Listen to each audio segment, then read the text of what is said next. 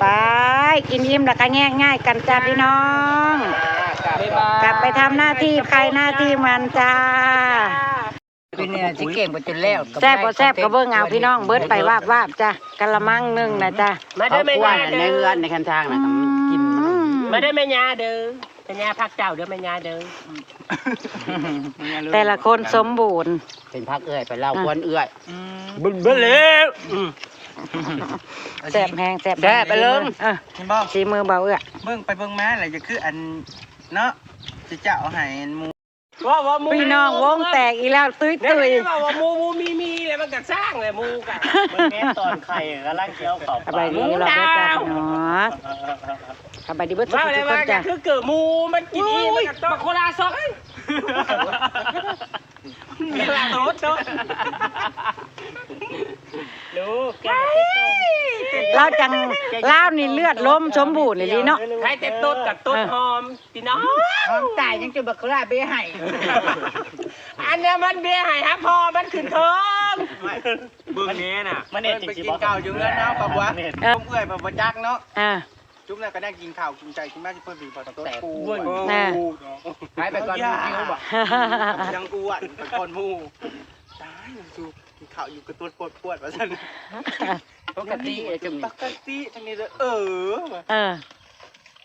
บ่เราคนเลือดล้มเดินดีเด้ออันแนวนี้นะ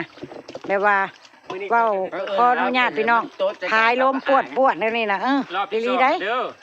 รอบที่3นั่นไปเลยอันนี้นะคันบ่ต้นแล้วบ่แม่นนางตุ๋ยเขามาแม่พอเราเลือดล้มดีเด้อนี่จงให้เรา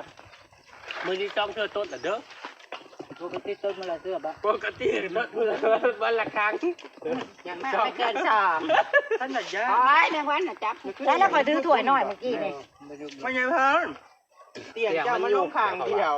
อันนั้นที่มันอ่อนดินมันล่มดินมันยุบลงถ้าเราเป็นน้ำโทษน่ะแล้วโตน่ะแล้วมานั่งทั้งเอื้อยดีมะ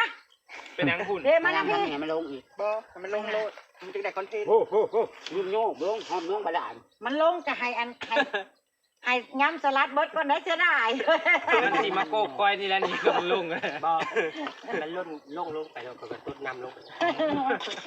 โอ้ยบ่วงก็บ่วงอะไรเงี้ยเดี๋ยวบ่วงก่อนมันไม่ใหญ่แถวนั้นแล้วขึ้นไม่ยากต้องไผ่ใส่กินเมเซียวกินจะได้มีแห้งตลาดกันอยู่แล้วก็เดี๋ยวช่วงเร็วนี่แห้งเบ่งต้นเดี๋ยวจามมือหน้าก่อยตี้ก็กระตุ้นนั่นอย่าออกทางดังเด้อเฮ็ดบ่เป็นไหมที่ตู้มีตู้มันเขาจมหาก่อนแล้วนี่นั่นเขาดีนั่นเขาจมหาแล้วไอ้ที่อยู่ในเลมมันไอ้ยอ้วนต้นนี่เลมเต้าแล้วก็กระตุ้นเพิ่งเขาสิตีแซ่หาเขาจมหาก็บ่คนจามอยู่เบิดมือเขาจะไปกลางวิทย์เดี๋ยวไปกินกับพี่เขาไปกลางคืนเขาอย่างบุญอยู่เสือตะกงเขาไปคืนแล้วที่ไหนไก่ที่ยาเขาเคยไปจนกระปุนเรื่องแม่เลยจะมีแม่อยู่ในปุ่มบ่แซ่บเลยเขาจงไว้เจ้าน้ำหวานคือบดตีเบิ่งในที่ผูท้องผูบุญยังบุญมาดับปงมือไปดับเขาได้หมดไปได้ดอกลุงพ่อเรายึงหอยเดี๋ยวถามบุญดับปงกันหอยก็หอยเน่าบ้านนี้มันเป็นเน่าเลยไม่ท้องพี่น้องเลยอันนี้ครับก็ได้อันนี้นั่นออกเปล่า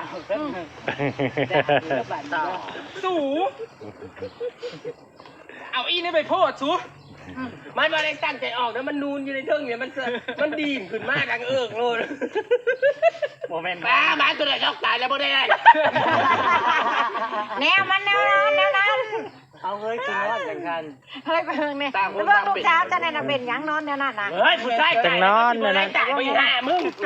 เอาน้องแม่นอนให้ท่าแต่ก็ลูกลูกสาวข่อยมึงแน่นอนนะตรงนี้ว่ามือน้องบ่อโลกำลังลูกมาไวๆนอนให้ท่าแต่ก็ไงก็ได้เป็นยังมึงผู้ชายเขาไก่สิบ่ได้แหละคะแนนนี่นะถือว่านั่งด้วยนั่งได้โชว์กล้ามเยอะยังไม่ได้แนวเอื้อยเด้อเป็นผู้ชายไก่เลยนอนง่ายครับนะ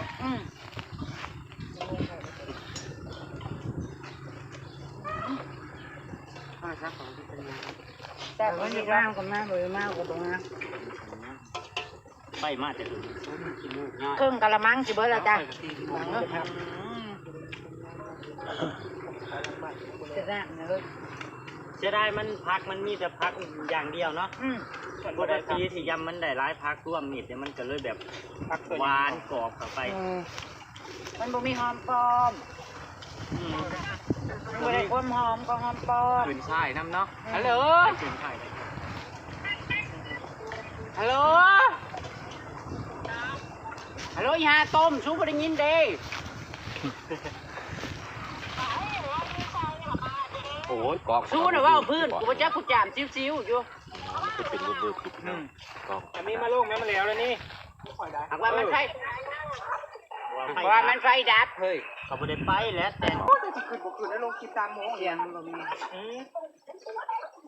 แต่แม่นบ่ได้มีสัญญาณไปทางวัดนะโอ้อะไรก็เสียงนะเฮ้ยเสียงคือดุมอยู่นะบ่เป็นบ่ปวดบ่หินนะบ่เฮ้ย อยู่ได้เฮ้ย อยู่ได้ ตดดื้อเท่า อยู่นะโอ้ยจะแม่นบ่มีสัญญาณอีป้าจุ๊บ จะจำได้ว่าเพียงเนี่ยมาสั่น คำจะสิน้ำลงไปจงแนวไว้ให้กินนะเด้อ คนบอกผมมีสัญญาณในระบัดอันน้องวัดไง จงกับปุ้นไว้ให้กินนะเด้อ ชื่อว่าจะน้องวัดนะบ้านใหม่ก็ยังกันงามนะ จงกับปุ้นไว้ให้กินนะเด้อคำสิน้ำลงไปกิน จ้าเพราะว่ามันเป็นมันสะท้อน อยากสร้างก็อยากสร้างเดี๋ยวนี้ มันสะท้อนแสงพี่น้อง จ้างลง มัน มือ โฟ จะ กัส ไปลงได้ไปนี่ ขออภัย กินยาลงก็ พระโพดว่าเฮากิน ได้ไปนี่ กิน ปลาบัวก็สู้ขนาดแทบปลาบัว สู้อีหลีแซ่บ ว่าขับจะเด็กของยังนะสาว แล้วได้บ้านกินมื้อจะนะ ได้ ตาแม่ไปไว้กัน โยเฮือนไปก็จะไปแวว เพื่อนมัน อีกแล้ว อะไรเป็นเนื้อลมมันเลิงมาจ้างอะไรไปข้างอ่ะมันยุ่มกายแล้วมันบ่ยุ่มคืนแล้ว มันบ่ยุ่มแล้วจัดว่า เสียอะไรลูกน้ำไม่ใช่ นี่ถือนอนว่าดอยอยู่พี่ว่าแม่เส้นละบัดนี้นะ โคตรเพราะว่ากินได้ยามันอ้วนอยู่ ยากโค เจ็บสู้ผู้เดียวพี่น้องผู้โม่ถอยแล้วเรายังสู้อยู่กินในเบอร์เจ็บ โอ้เดี๋ยวนั้นมากินมาทันกินต้มมาหาย เออ คอยนะเดี๋ยวนี้ครูซื้อว่าทองอ่อนแล้วนะคอยกินดันหลายๆหลวงแม่ ลงแม่ ซื้อว่าอันทองอ่อนเลยกินยังค่ะมันอยากสะอึกมันอยากออกไปนะคนไปเกาหลีบ่ได้เดี๋ยวทองอ่อน เอา ไปบ้านสาม อันคือว่านั่นไปเกาหลีท้องห้อนั้นเป็นหยัง ทองอ่อนแล้วเขาบ่ให้ไปเกาหลีคือย่นบ่ได้ โอ้ เป็นยันตดสยนเขาน่ะ เออ มันสิเน่ามันลำ เมื่อล่ำเมื่อกันเดียวไปบอท่านคอยไปเขาไปตรวจสุขภาพข้างแน่ครับว่าขืนย่นจักสมองเขาตรวจบอดูบอต้นเขาตรวจพ่อเขาก็บ่ให้ไป เขาสิแกงลูกเลือดแล้วบอกว่ามีกินแล้วมาจากช่องแอร์ มึงเวลามึงลงกรุงเทพเด้มึงขึ้นรถอันตัวน่ะมึงตดอยู่ตุ๊ดเขาสิบ่ปล่อยเนาะอีห่อต้มเด้อ ไอ้ที่บอต้นนั่งรถตั้งยืนพอได้ชั่วโมงเลยมันก็ตด ของน้องของหน้า เวลาบัดบอเข้าห้องน้ำเนี่ยพอเชื่อมันจะออกมันจะยุ่มได้บอ บัดกูพัดช้างปวดขี้ ว่าดีแล้วยุ่มแล้วมันขึ้นมาทางลำคอ ขายยีรอกตด โคตรแบบเจ้าจะต้องไปนั่งข้างล่างคุณเด้อนั่งนานที่สุด เขาจะบอกกับยาพอก็อื่น ดึกนะ14นี่แหละ บอกอีลี ไก่กันไก่นะ จะมาอยู่ด้วยแจกน้ำเพิ่น กุ้งหมดถ้วยเฮาแข่งเดียว บ่แม่นเวลาอันนี้ เฮ้ยบ่ได้ว่าเด้อสิไปยุ่มมันเบ่งท้องเด้อต้นออกแล้ว เฮาแค่ เคยมา เฮาญาติ ปังก็ค่อยนะท่าน แล้วมันตายอยู่ในกล่องกกขาว ก็ค่อยนะท่านคลอดกามันห้องบักดังๆออกมาน่ะโวกออกมา คลอดแบบนั้นเวลาคลอดนั่น มันสมบูรณ์มันเงาคันออกมา มันจะชอบ เฮ้ยมันบ่ได้เงาเด้อ ได้บ่ตัวรูปแล้วนั่น ทุกคนจะพากันหาอยู่หากินจุ่มแซวกันจักซี่แหละพี่น้องเอ้ยจักสีเฮ็ดหยังเนาะแต่ละมื้อแต่ละดีกันนี่แหละ บ่มีแนวเฮ็ดกระซุ่มกัน ยังบ่ทันมีเคียวมีเคิร์ก็หาอยู่หากินสู้กันกินเนาะทุกคน ถ้าอยู่ไผอยู่มันแล้วก็เงียบเหงาก็ซุ่มกันบ้างสิได้คลายเครียดชมเฮานี่ขาดกันบ่ได้บ่ซุ่มบ่แล้ว พ่อบ่ แม่นจ้ะ จ้าโอเคทุกคน ขึ้นไปเอาพักนำเลยเด้อ จ้า มาบ่งเด้อมื้อนี้ บายบายจ้ะพี่น้อง พบกันคลิปหน้าจ้ะป้าบัวก็สิขึ้นไปบ้านเจซีอยู่ตอนค่ำๆขึ้นไปเอาเบี้ยพักยางน้ำเพิ่นมาบุกมาพี่น้อง ป้าบัวเอาพักตื้ม ต้องลงเฮาได้คนละ3อันแม่นบ่